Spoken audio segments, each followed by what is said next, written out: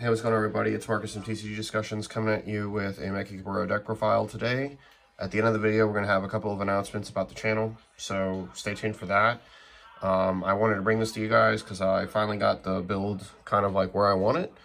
And I think this deck is really strong, and the theorem behind my variant of this deck is kind of unique, and what we kind of want to lean on. So I thought I'd bring it to you guys, just share the tech, and hopefully get you guys prepared for Nats, wherever you end up going for that. I won't be going this year. I went last year, but I can't this year.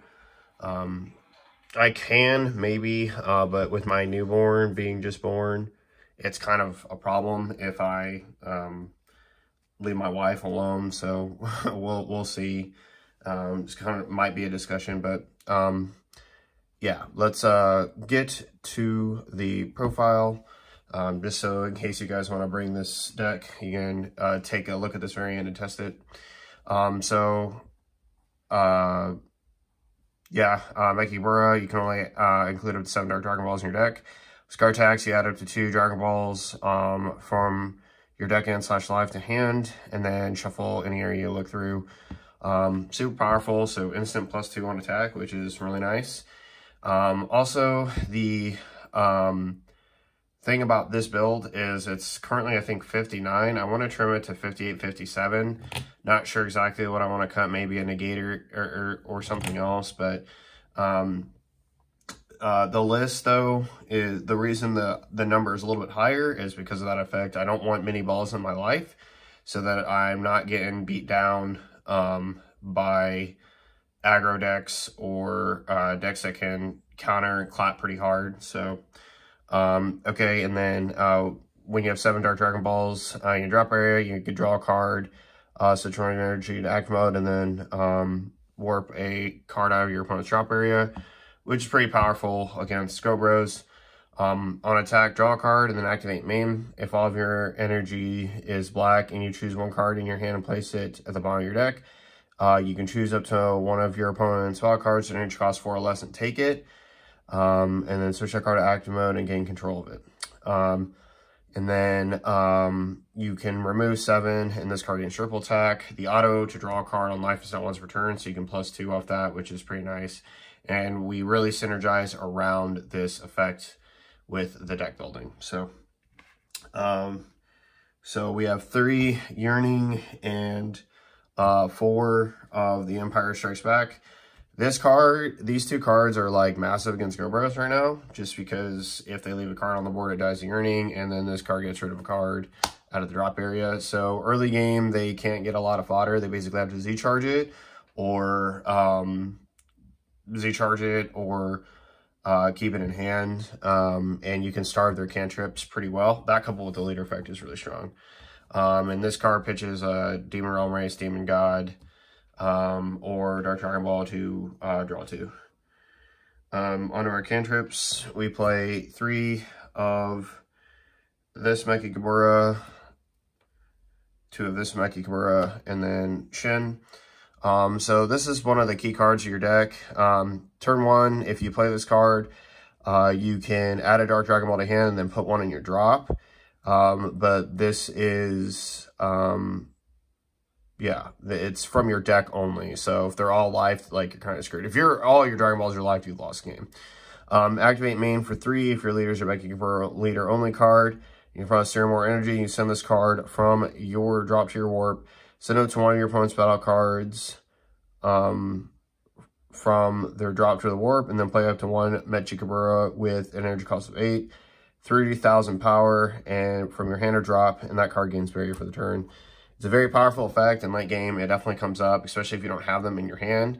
And this effect is also really good because it gives them barrier, which is huge out to like Boo Unison, or other effects that would pop it during and just interrupt it, or do something to it to interrupt it. To this Mechikabura Dark Ruler, we can get a little bit of value with this with the Kai. Cantrip on draw, Overlord effect, and then plays a token, 0/5, so it's a +2, essentially. And Shin is just a complete check to Gohan, and like other green decks, just and basically other top end decks as well that, you know, they have pretty good early top ends. So we want to be able to check them with Shin so that they can't pop off and we can. And our like aggro package is like pretty low to the ground. So before we get to the demon gods, well, these are demon gods. I wanted to touch on this for a second. So I play a 4-4 split of this package, this Toa package. And I think that this is actually pretty broken. So the objective of the deck is to get to 7 Dark Dragon Balls in your drop as fast as possible. And then cheat this card out, and then activate your leader's effect immediately for 6 swings as fast as possible. So if you don't know, on play, this card warps a card, gains 5k, it's a critical, and then swaps into this one, and this one's dual attack 15k. So we'll have a 20k crit, a 15k, 15k, and then 3 15ks and multiple draws. This card also draws a card on play. Swaps up into that, and then this card checks unisons, and this card warps a card on play, if I didn't say that already. So the goal of the deck is to draw into these cards, see these pieces, and then either use Z-Charge and use the Z-Battle card to play out the Toa, and then basically Mechikabura leader their face off with this card as fast as possible. Like, that is just the goal. So definitely really, really strong, and it's one of the reasons why I want to play the deck, because it amounts an incredible amount of pressure and offense, and either forces a lot of combo out of your opponent's hand or puts them on the back foot. So, yeah. Onto our Demon God package. 2 of the newer Salsa, 3 of the newer Shroom, 3 of the Supreme Kai, and 4 of the best Salsa, Ritual at hand. This card's insane. On play, your opponent warps a card from hand, draws a card. When this card attacks, your opponent chooses 1 card from the drop and sends it to the warp. It's going to be a battle card, and then you draw a card, which is really strong. The Activate main, it can help you drop balls into the drop. You can only use effects of this card once per turn, so don't play multiples and think that you're like just going to get a lot of advantage. This card is the same concept with the Activate main for 1 to place Dark Dragon Balls into the drop. When this card is played, or you gain control of an opponent's battle card, your opponent sends a card from their hand to the warp, which is really good. Couple swap with the leader, and to top it off, it's a servant, which gives us access to bottom deck with the Mechikabura for Overlord.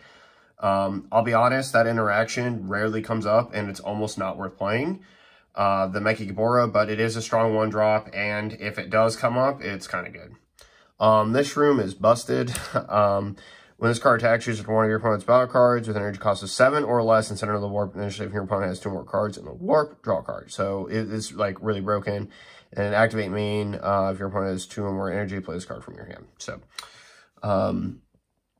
and you have to have the Mechikabura leader. And then this card is basically a floater. This might be one of the cards that I end up cutting from the deck, but it is pretty good. It, however, does not help facilitate like all this other stuff.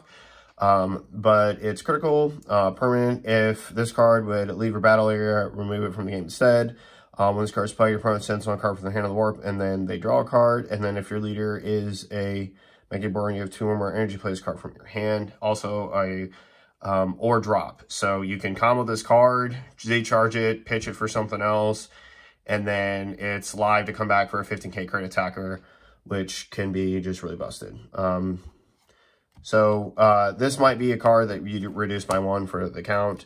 And one of the reasons we don't play 4 Shroom is because we play a 4 full copy of the Toa, which has a warp on play effect of anything. So and then you're going to draw a card when you swap into the other card, the Umbral Might Toa. On our 8 drops, we play 2 Dark King Mechikabura Power Restored. This is one of the cards that's older. It's Deflect Double Strike 30k. You can play it in for 4 if you leave Mechikabura only. But the issue is that 4 is a lot for black. So you generally want to cheat this out with the 1-drop that we showed you earlier. If your opponent has 4 more energy in their warp, when this card is played, choose all of your opponent's battle cards and send them to their own as warps, and then choose for 2 of your opponent's battle cards with 7 or less in different names, negate their skills, and play them in your battle area, and that's going to be form their warp. And then you can't play non-black battle cards for the turn, which is irrelevant because all of our battle cards are black. And this card is completely and utterly busted, and one of the reasons why you just kind of trash Gogeta. Like if Gogeta is playing like the Gogeta SCR, this card just instantly outs it, which is insane. So this is new anniversary box support. It's one of the things to put on the map along with the Z leader. But as an activate main for 2, if your leader is black, Mechikabura only, and you have 4 more energy, play this card from your hand, choose up to one of your opponent's battle cards, negate its skills for the game, and then gain control of it and switch it to active mode. So just instantly outs both the Aegis, any of the Aegis Gogetas. They're just all gone. Like for 2 energy, get rid of it. So their SCR Aegis gone, and then their 35k, you'll take it. And thanks for the 35k. And then as deflect dual attack, so it swings twice for 30. And if you have 4 more energy, if your opponent has 4 more cards in their warp, when this card is played, choose up to one of your opponent's battle cards, ignoring barrier, send it to its owner's warp, then your opponent sends a card from their hand to the warp. So it's essentially a 3 tempo swing by the play of itself.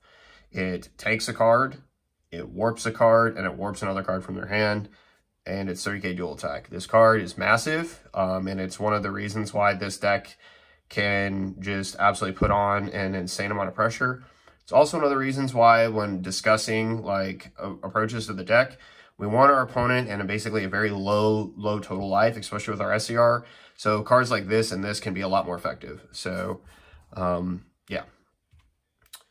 And then we got the Black Spice, as if things weren't like bad enough. Like this combo is like still really strong and broken. Vegeta just gets rid of chump blockers that are played off of the blocker negates, and then Beyond All Limits, like post the use of your leader's effect, is essentially going to net you the Vegeta back or another card, and then it's going to Vegeta can just be played alongside of it for a 30k crit, so it's 2 more 30k swings. Something else that I need to note about these cards is you gotta, this should be pretty much obvious, but if you're going to Overwhelm, obviously you need to activate your leader's effect first. So these cards kind of like don't hold their value or don't get a lot of value until post that, which is one of the reasons why we're not playing the Bardock, Overwhelm, the Tenacious, to be able to limit our opponent's battle card swings. Another thing to note about this deck, it's playline through Blue's negate of the Android 17 Defending Friends. That's like not even a thing against this deck, especially on the turn you activate Leader Swing. If they negate with Defending Friends, it's good, but it doesn't matter because you essentially net even. You're not going to lose any cards while providing Z energy to you. And then you're going to just dump on them with your Z deck as well. So, because all of your Z deck is just incredibly efficient with the low numbers that we play. On to our defensive package, Vegeta Super Combo. It is the best one. Getting to 4 life can be a little bit iffy, but it's not super terrible. If we have 1 or 2 balls in life, take them right away so that you can get into a range of 5. And then the rest of our defensive package also helps us take our own life to awaken, and we have Surmounting, but you'll see that here in a bit. 3 Darkness Judgments. Cards busted in this deck. It is a free Senzu I just don't know how else to say it. Like, it's a free Senzu This card might even be something that I consider playing it for eventually. But the thing that's really strong about the card itself is the fact that your Z leader is 20k and this card is a Senzu. That makes your leader 25k, which is, to put into perspective, like for Pan and like old Gogeta, SS4 Vegito basically makes your leader a 25k, which makes math and like basic attacks really, really bad for your opponent's entire board. It can basically be a pass turn. 20k is manageable. 25k you start getting into minimum super combo ranges for 15k swings, which is the most common. 20k is a little bit more doable in the game nowadays, but the caveat to that is still being 25k means they're still investing a card to attempt to do damage, or a super combo, and then you can either over super combo or spend a 1. And it's crazy. So the other thing that's also insane about this card is, like, if you've only taken 2 Dark Dragon Balls and you're basically rolling throughout the game, like, getting the 2 Dark Dragon Balls for your life and you have a high life total, this card plus, like, a Z leader is going to, like, be really bad for your opponent, right? Because they're going to give you cards, it's going to cost them cards, and it just makes the value of your leader, like, really, really good. I just can't say that enough. Then we have 2 Super Kamehameha standard. It's just really necessary against yellow. Yellow is probably, like, the strongest floodgate deck besides green against this, because Mecha Frieza Robotic Repulse can really put a damper on things. So, yeah. Next we have 4 Power Burst. By 4 I mean 3 because I can't count. 3 Power Burst is it's really good. We do have a good value number of cantrips between the Mechikabura Dark Ruler if we eventually see the Kai. That's good. And then there's obviously Shin to add. Shin is one of those, this is one of those decks also that can play under 4 energy. Under 3 energy, sorry. So basically, like, or at 3. So you can just constantly be playing Shins back to back to back and dominating your opponent. Also, it helps you take a life. Sparking 5 occurs extremely fast in this deck. So again, great value. It can help us reduce our life so we can get into a super Hummer range. And then our last 2 negates are completely obvious: support and petrification. What else would they be? Petrification is just probably the best negate in the game right now. Discard a card, target any card, ignoring barrier, and negate its, not negate its skills, but the skills can't be activated, can't be used for combo, and cannot attack. So it's just an all-around card stopper, and has a lot of high value. And then support is just really good. And the final card is Evil Saiyan. Evil Saiyan is the best SCR for aggro decks, period. Aggro black. I'm like, it's so good. I said on, like, in the earlier part of the video, the entire goal of the deck is to swing like 6 times at least in 1 turn and put your opponent on a back foot. If you reduce your opponent's life down to 2, and you manage that in that turn while plussing like 3 different cards, you have Man-Made Flesh in your hand, Malice-Made Flesh, and you're gonna warp a life, warp a card, steal a card, produce 2 other attackers. You're just gonna break your opponent. The other good thing is that after you use your Dragon Ball effect on this, you can Z Awaken and then continue to gain value in different ways and filter your deck and help you see other cards. Onto the Z deck. We, of course, have our lovely Demon Realm race tokens. We have our Z Leader. This card is a card that we have to talk about. It's pretty good.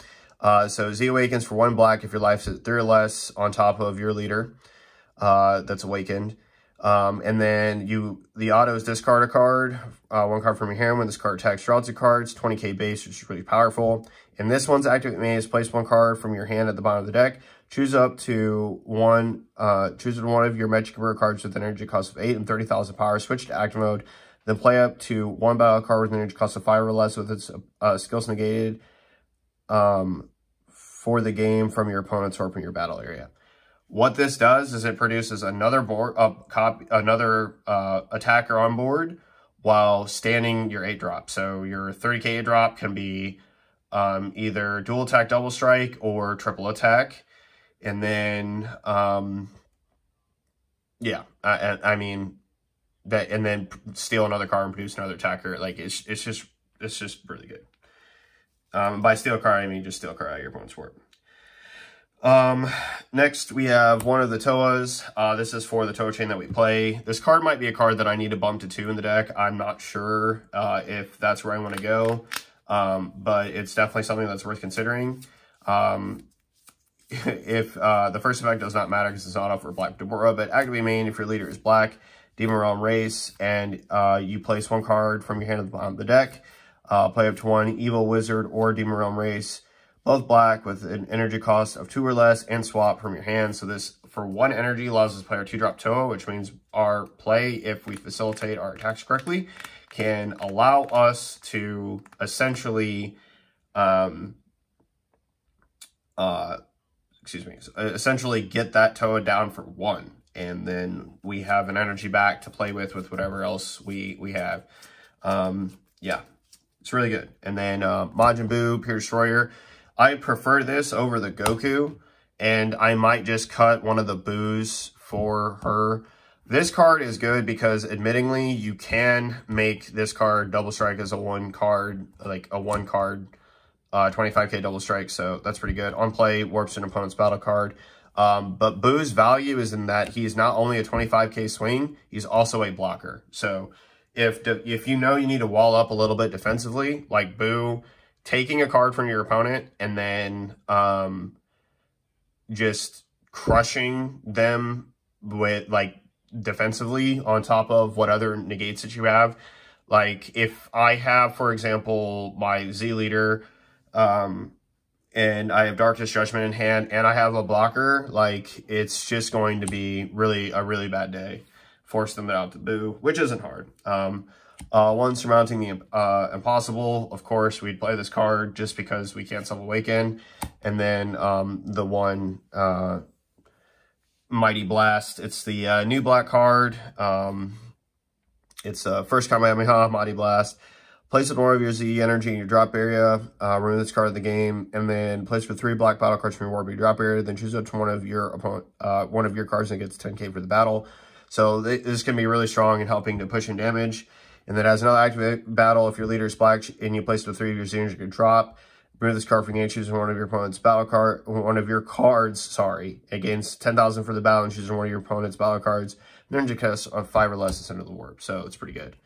So that rounds it up for the Z deck. I think it's pretty solid. The only thing that you might consider is dropping a Boo for another Toa, given what we want to do. And so, yeah.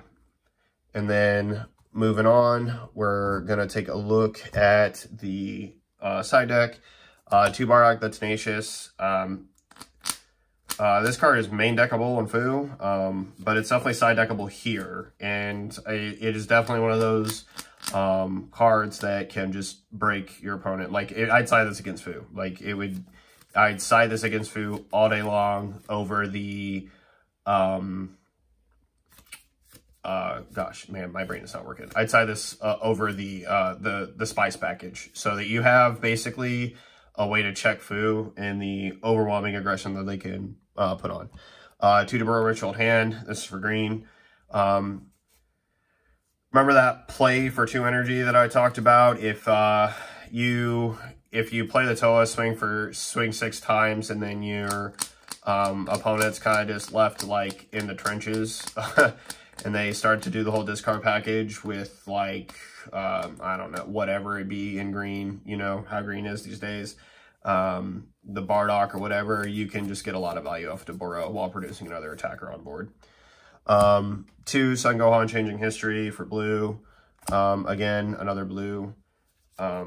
It's Ghost Warriors, black on themes, super good at checking, like, Ender 21. I wish, and I'm not sure about this,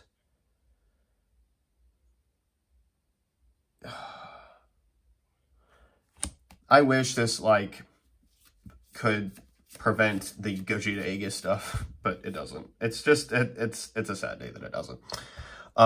Then we play 3 Koitsukai Mechanical Courage.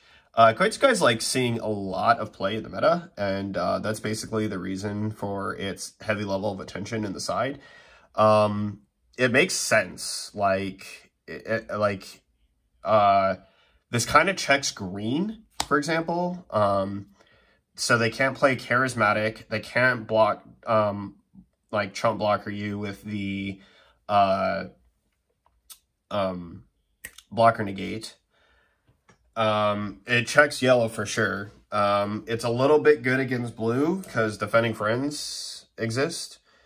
And then any blocker negates. It's kind of bad against black, so not a whole lot there unless you count the Gohan negate.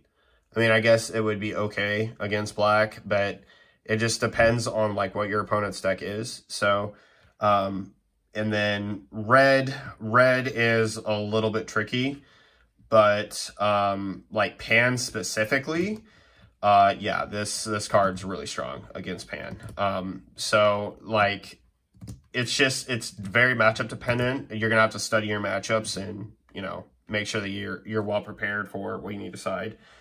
Ultimate Dragon Slaying Bullet, this is for Golden Frieza. Bandai, if you watch this video, ban that stupid set 1 liter already. I'm tired of it being in the game, as is everyone else, unless you're a yellow player or you're trolling. So, like, just please ban it.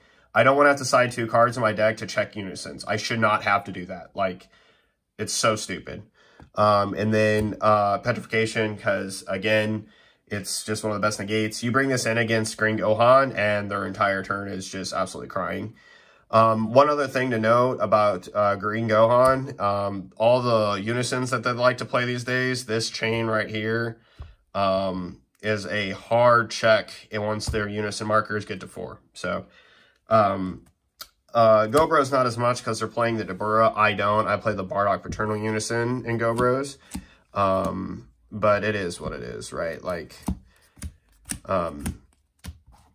yeah, there's just there's no getting around it. Eventually, like, you have to do something with the unison. But that's the other thing. Like, the deck can also spend a lot of attacks to get rid of unisons, like it's no one's business. So that pretty much does it for the deck profile.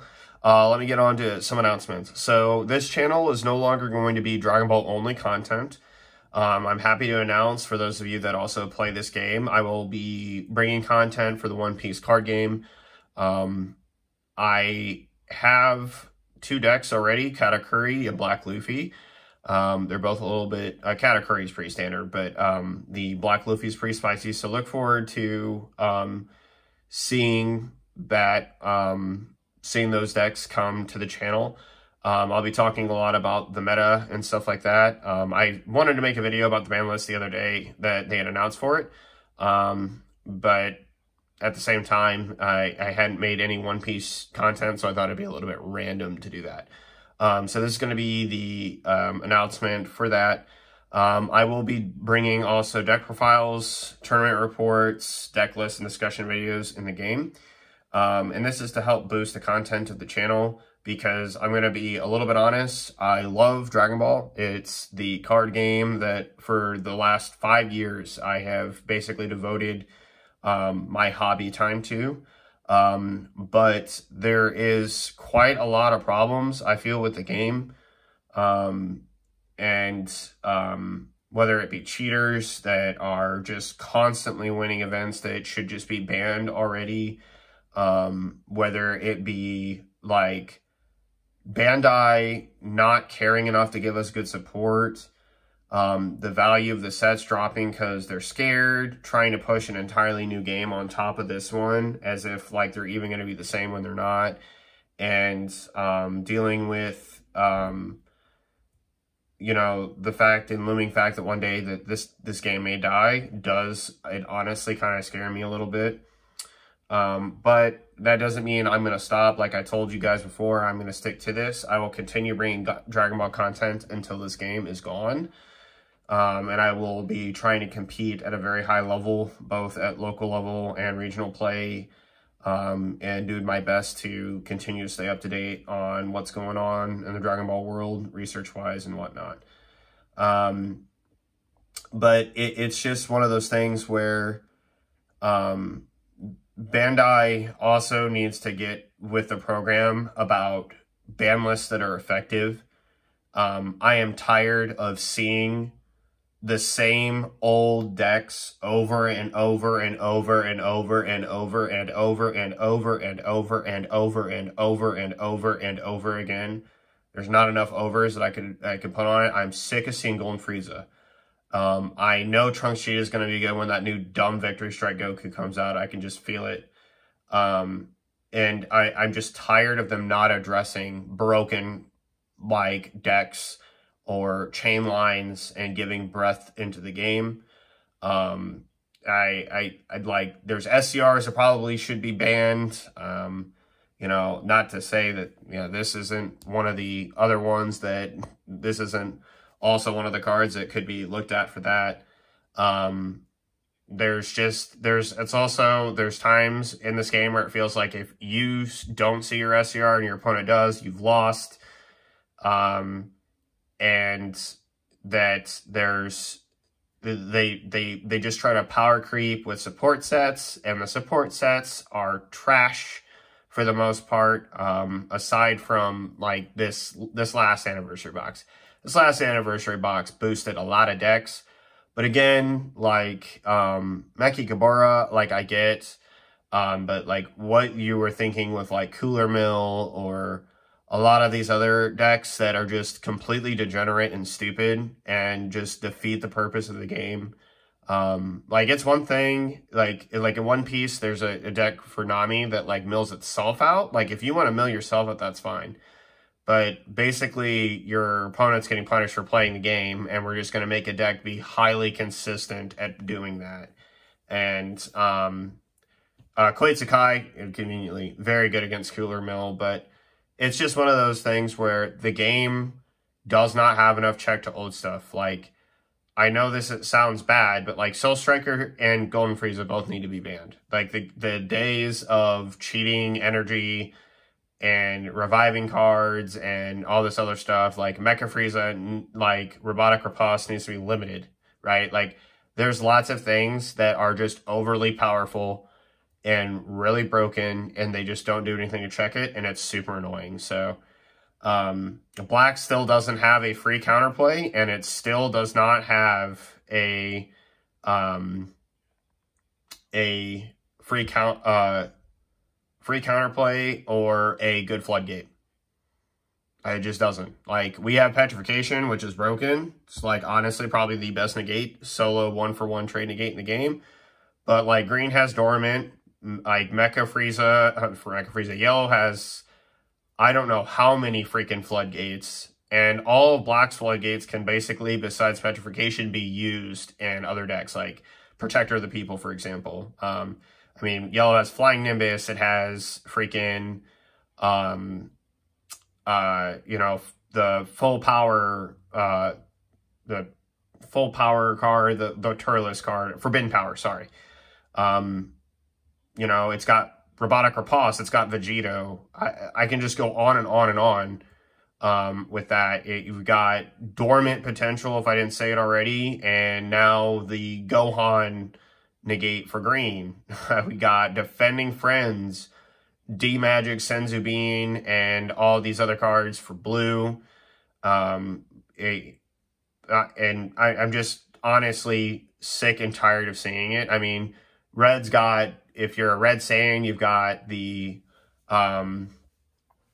Opposing Presence and Violent Rays for your top, if you're like a top end deck, which that Violent Rays isn't seeing you play on it. There's no point even really talking about that. But Mechikabura can play like its own interpersonal flood, but the other issue is it instantly dies to yellow for Tyrannical Blow and Bloodlust and all these other things. And it's just like the game's in a spot where, like, they need to balance out colors and what they're designed to do. And either the card pool's too big and the game's too far gone, or they just don't care.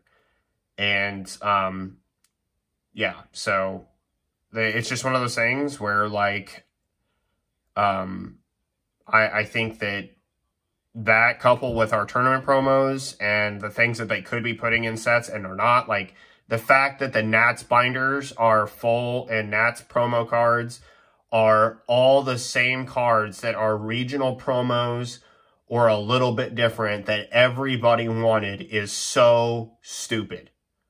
Like, you just, lock that to Nats and Nats binders, and then I think they screwed with that with people. So it's just, again, they need to do a better job of taking care of the game and the player base.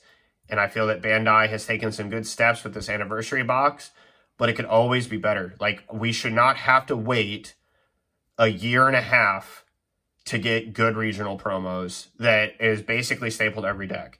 I mean, I'm holding, like, I have my 4 copies of this card.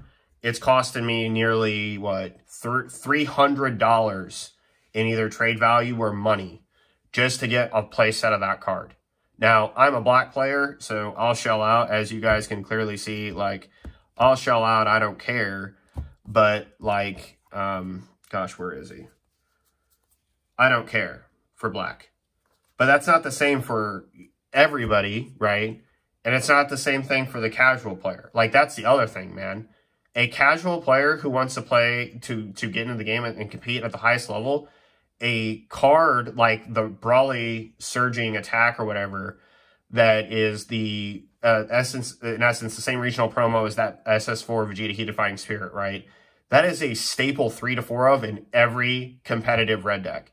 And it's over $100. There's just no world in existence. And that card cannot be replaced either. It is a on-play 25k critical, draw a card. And in Pan, it's a draw 2, which is arguably the best red deck in the game. There is no replacement for that card. There's nothing that even remotely comes close. So, and again, that lack of access in this game is a problem. And I know people are like, well, we don't want to devalue our cards, and some cards should be expensive. But part of the reason why the value of cards is low is because the competitive scene in the game doesn't have enough people competitively buying this stuff. I mean, look at Critical Blow. Critical Blow has to be one of the best sets. And, yeah, and it is so cheap. It's so cheap. And it's just one of those games where if I wanted to continue playing cardboard games, which I really love playing cardboard games, I had to look into something else. And I've been super enjoying One Piece. So hopefully you guys can come on that boat with me, and we'll travel the grand line of life and have some fun adventures, and more hot takes and bad takes for me on a different game. So thank you so much for sticking with me through the video. Look forward to the One Piece content that's coming. Continue Dragon Ball content as well. I have a first place Go Bros deck profile I look forward to bringing to you guys, and talking a little bit more and breaking the deck down, because the deck is just seriously insane when it gets to its curve, which is like turn 2. So look forward to that, and I will see you guys in the next one. This is Marcus from TCG Discussions signing off. Laters.